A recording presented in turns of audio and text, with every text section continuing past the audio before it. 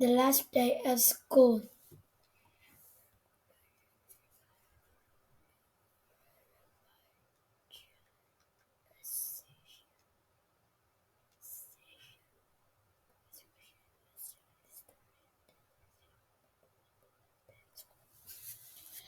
It was the last day of third grade, and my classmates and I had finished cleaning out our desks.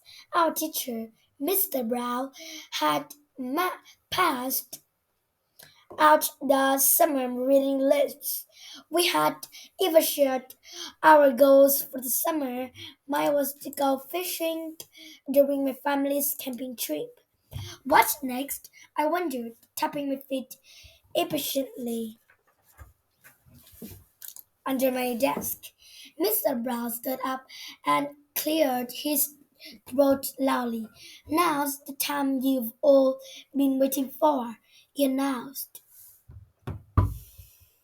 It is summer now? I asked, and my classmates burst out laughing. Mr. Brown chuckled, too, but shook his head at me. Almost, he said, but first it's time to hand out yearbooks. Everyone cheered, including me. I had completely forgotten about the yearbook. Last year, I only asked the other kids in my own class to sign. This year, my goal was to collect all the third graders' signatures.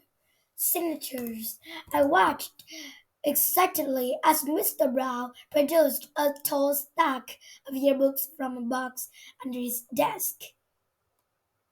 Once Mr. Brown handed me my copy. I skimmed through the pages. I spotted a picture of Marisol next to me at recess. I hurried over to her desk and asked, Marisol, why you sign my yearbook? Of course, Marisol replied.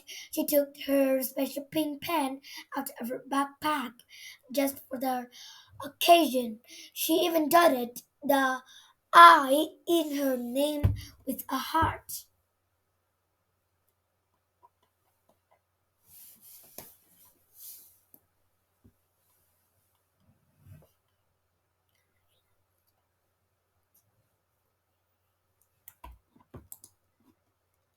Not everyone's signature was as fancy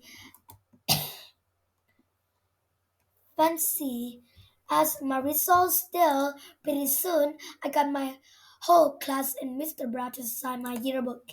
Their signatures crisscrossed every page like footprints on a hiking trail. Okay, class, now it's time for the kickball game, Mr. Brown said. Perfect, I thought, leaping up from my chair. The rest of the third graders can sign my yearbook at the game. We all lined up on the playing field and waiting for our turn to kick. As the game went on, I asked the other third graders for the signatures. I was so focused on my goal,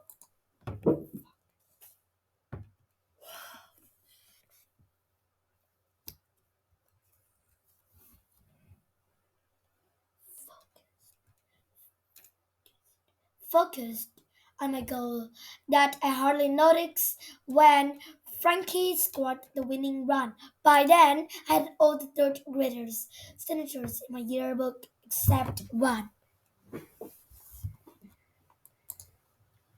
John Morgan had hurt his knee sliding into home plate at the start of the game.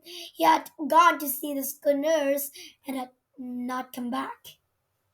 All right, kids, school's out for summer, Mr. Brown exclaimed. Thanks for a great year and have a wonderful vacation, everyone. I could see parents' cars lining up in the parking lot for pickup. Suddenly, I wasn't ready for summer vacation yet. Instead, I ran like the wind to the nurse's office. John was sitting on the couch with his hands in one hand. With the other, he held a bag of ice on his knee. Hi, John, I said, sk- skating noisily into the nurse's office. John looked up and gave me a tiny, feeble smile. Would you please sign my yearbook? I asked, thrusting the book forward. John's little smile transformed into a broad grin. Yes, but only if you sign mine, he bargained, and I nodded.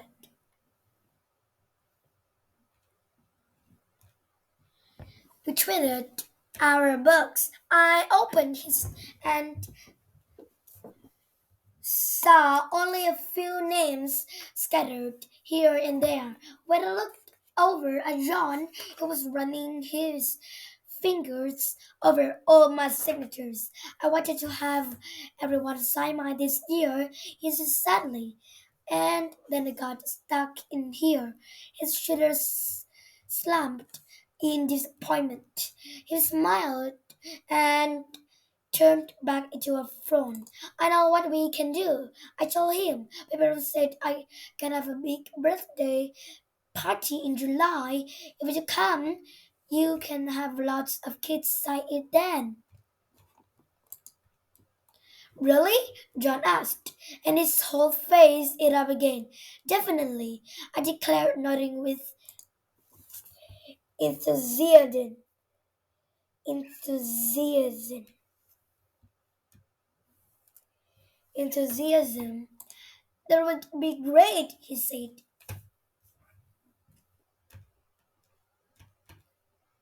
Together, John and I walked out of the nurse's office. At a 2 hour long awaited summer vacation, I left school this year with a full yearbook and a new friend.